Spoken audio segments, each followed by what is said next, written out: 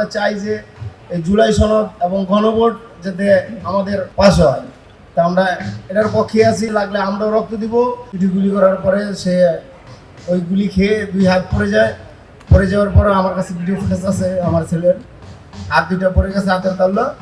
তখন আমার ছেলে দৌড়ে যখন পালিয়ে যায়, তখন পালিয়ে যাওয়ার পরে পুলিশ আবার পিছনে দৌড়ে পালিয়ে যায়, তাকে আবার ধরে নির্মমভাবে তাকে আরও 3টি গুলি করে তাকে মৃত্যু নিশ্চিত করে তারপর পুলিশ পালিয়ে যায়।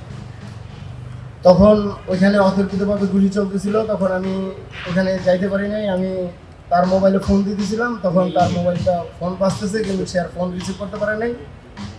এরপরে সেনাবাহিনী যাওয়ার পরে আমি যে তাকে ওইখান থেকে উদ্ধার করছি।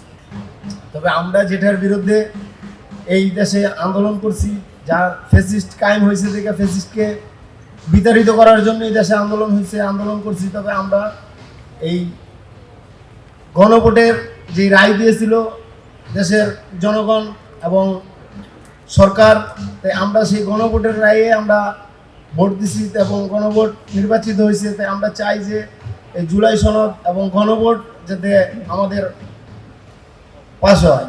তা আমরা এটার পক্ষে আছি। আমরা লাগলে আবার আমাদের ছেলেপেলে শহীদ হয়েছে, রক্ত দিছে, লাগলে আমরাও রক্ত দিব। আমরা এই গণভোটকে বাস্তবায়ন করে ছেড়ে দিব এই দেশে। লাগলে আবার আরেকটা জুলাই হবে, তবে এটার জন্য আমরা প্রস্তুত আছি।